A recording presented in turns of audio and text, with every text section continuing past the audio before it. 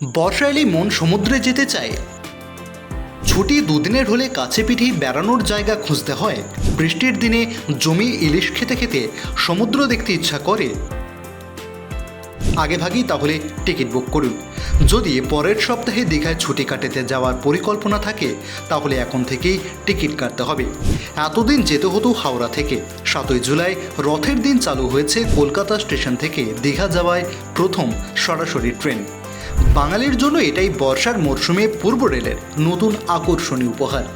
এই ট্রেনে chair car, sleeper class এবং এসি সব রকমের শ্রেণীরই বন্দোবস্ত রয়েছে। অনেকেই এর মধ্যে ট্রেনে চেপে ঘুরেও এসেছেন পছন্দের ঠিকানায়।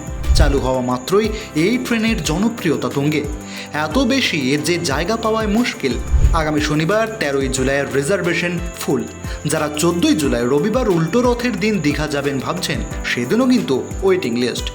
বৃষ্টির দিনে জমি ইলিশ খেতে খেতে সমুদ্র দেখতে চাইলে আগেভাগেই টিকিট বুক করুন।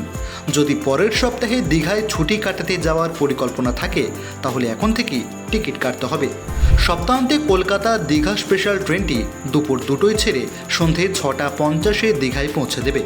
উল্টো দিকে দীঘা কলকাতা স্পেশাল ট্রেনটি দীঘা থেকে সন্ধ্যা 7:10 ছেড়ে কলকাতায় পৌঁছে দেবে রাত্রি 11:55। যারা কলকাতা থেকে দক্ষিণ পূর্ব রেলের বিভিন্ন স্টেশন যেমন বাগনান, তমলুক, মেচেদা, কাঁথি ইত্যাদি সরাসরি যেতে চান তারাও কিন্তু এই ট্রেনে চড়ে পড়তে পারেন। অর্থাৎ অল্প দূরত্ব কিংবা সোজা দীঘা, দুক্ষেত্রেই দারুণ চাহিদা এই ট্রেনের টিকিটের।